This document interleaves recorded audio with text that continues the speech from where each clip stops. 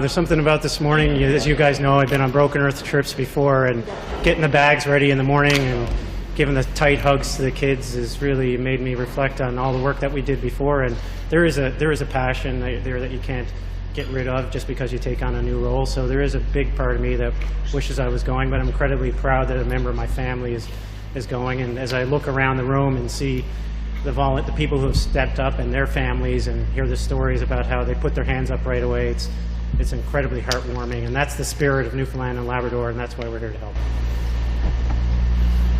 Are you worried about your wife? I'm always worried about my wife. That's part of being a husband and part of being a family member.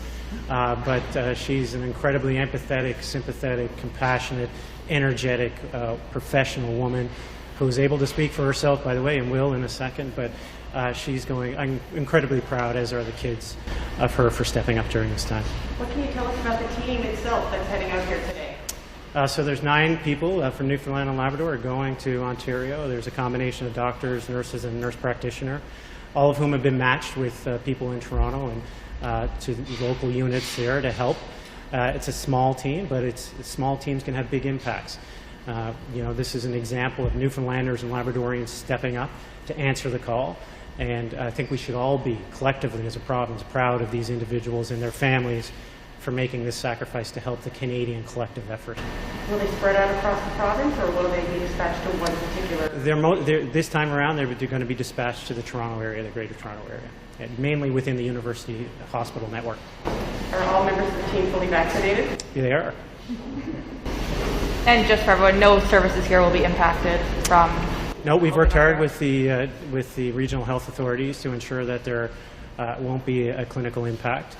If there is, for whatever reason, as we said from the beginning, if there's a change in clinical volume or clinical load here then the demands change, then we'll take people back. And I've been very open with that in my discussions with the Prime Minister, with the Premier of Ontario, and Minister LeBlanc, and they all recognize, of course, and support that has to be the case. It's a pretty big plane for 9 people. Can you explain that? I can't. No, transportation was secured on behalf of the federal government, so I can't answer on behalf of them. But this is what they provided. Presumably, there's logistical issues in the background that we're unaware of. Do you have more details about the next group that's going? We're working through that right now. This is a bit of a trial, obviously. Work out the kinks and see how it goes. But we'll provide details when they become available, certainly. But you can imagine this is, we're navigating this in real time, so we'll provide updates as they become available. But certainly this group of dedicated individuals will lead the way and work out some of the kinks so that others can follow in a path should they be required or should the situation stay the same. And do you know how long this group is going to be in Ontario? There's different people will be there for different periods of time. It'll last anywhere from 2 weeks to a month, really, depending on individual circumstances and the staffing models here at home and in Ontario. So it's not a cookie cutter approach. We're kind of fitting everybody into how it works. So working closely with the regional health authorities there to make sure that we're providing the services that they need with the capacity that we have. It's a balancing act, so it's not really like a one fits all kind of approach, one size fits all approach. And the people who are going are a combination of physicians and critical care, people with critical care experience. Do you expect they'll be working in ICUs or in assessment centers, you know? Yeah, they'll be working in a combination of like what we call medical floors or the COVID units. I know my wife, well, she'll speak for herself now in a second, is working in a COVID unit. And having talked to some of the critical care doctors and nurses, they've been aligned with their counterparts in Ontario who've been incredibly welcoming.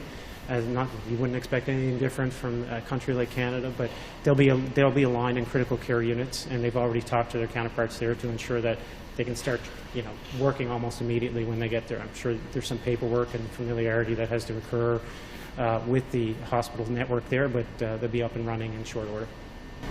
All right, thank you, Premier. Thanks, everybody.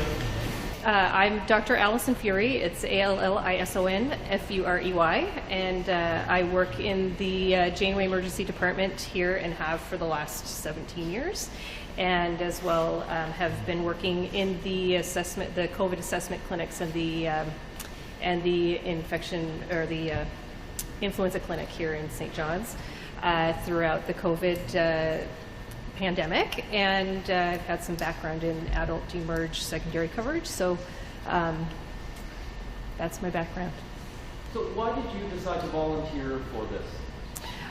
Well, as most people know, Andrew and I are pretty involved with Team Broken Earth and have been doing medical relief missions for the last 11 years of our life. It's been pretty integral, at our dinner table.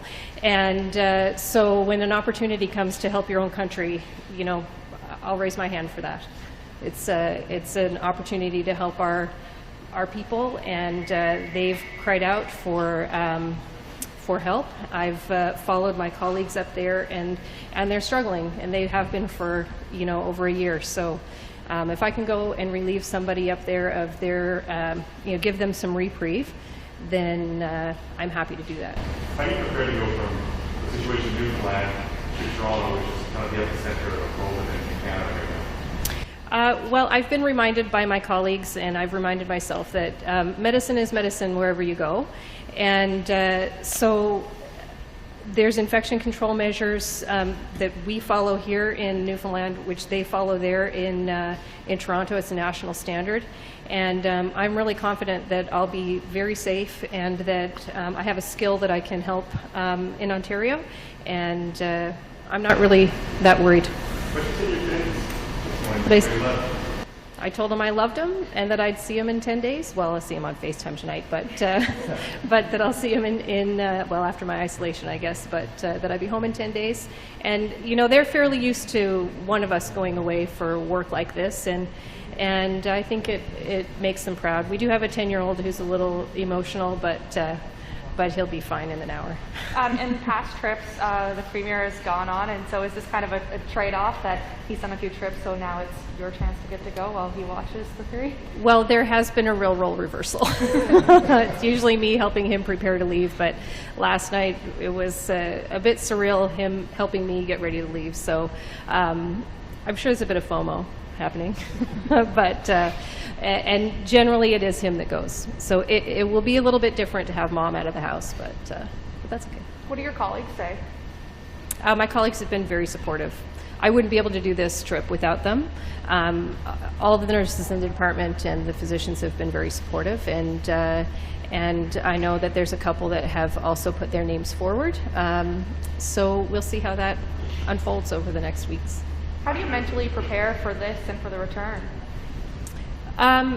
Well, I think we've all been kind of mentally preparing for COVID over the last year as physicians and healthcare workers. As we have seen here and elsewhere, it can spike at any time, and this is our job. It's not. It's just what we do. How does this mission compare to the ones that you're used to going into places like Haiti? Well, it will be a lot more controlled. Obviously, we're in a first world country, so medicine is being, there's a standard of care that we will be providing, as there is in the third world as well, but it won't be as chaotic. It won't be, it will be organized, and we will be placed in areas that we're used to working in. Is it kind of like apples to oranges? I think so. But still helping in a time of need.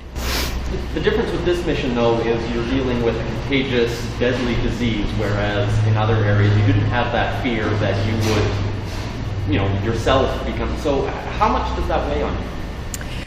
Well, I'm vaccinated, so I'm not terribly worried about getting sick. I will be completely protected when I'm in contact with patients with COVID-19.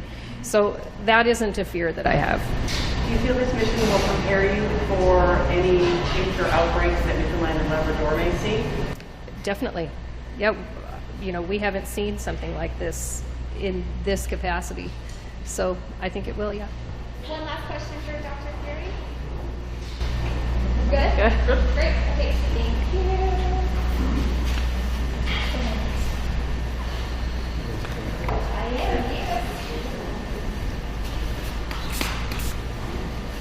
Okay, so and start by saying and spelling your name and your title. Hi everyone, my name is Jennifer Hinks. It's spelled Jennifer. Hinks, Hinks. I'm a critical care nurse practitioner. So why did you decide to volunteer for this? Could you speak up a little bit? Sure. Why did I decide to volunteer? I guess my initial reaction would be how could I not? But for many personal and professional reasons. As a critical care nurse practitioner, I have worked on the front lines of the pandemic with our outstanding critical care team here in the province. And we have braved the storm of 2 waves thus far, and I think we came out as a stronger team at the end of it. We've been very fortunate in our province to regain our strength and our physical and mental well-being in between waves, and unfortunately the healthcare providers across the country, such as those in Ontario, just haven't had that time. So we're in a unique position here now where we can go to Ontario and provide our expert skills and help out not only the healthcare providers but the patients and families of Ontario as well. In deciding to go and seeing the situation that's happening in Ontario, do you fear that Newfoundland and Labrador could see something similar? I think that's always the fear. We kind of see it creeping across the provinces now as Nova Scotia has begun to be hit with a 3rd wave. But I think that our public health measures that have been put in place here in Newfoundland and Labrador and the extensive precautions that our government has put into place has really protected us. But certainly I think that it's always our fear that another wave will come through our province. But I have no doubt that we'll conquer that just as we did with the first 2 waves. On a lot of levels, I'm sure there's nerves, but is there excitement as well? Oh, definitely. I think that I can speak on behalf of the whole team when I say that we're eager. We're eager to get there and utilize our skill set and help out and provide them with some relief. As a nurse practitioner, will your role be any different from the others? So as a nurse practitioner in our province in critical care and across the country, I have an advanced skill set that I have developed and further training and education. Our team and health authorities have liaised with those in Ontario and the University Health Network to ensure that they are aware of our skill set and that we are well matched with regards to what units we'll be going to. And the hope is that they will be able to utilize all of our healthcare professionals to our full scope of practice while we're there. Do you have a connection to Ontario, or? I certainly have family and friends and colleagues that live in Ontario, but I think that as healthcare professionals, we're all linked to each other, no matter where we live. We see the healthcare professionals and patients and families on the news in Ontario, and it's hard not to feel like they're one of our own. Anything else you want to add about going? No, I think I would just like to say we have a small but mighty team heading up to Ontario, and the experience alone on our team is second to none, and we really look forward to getting there and lending a helping hand. Thank you. Thank you. So who are we looking at?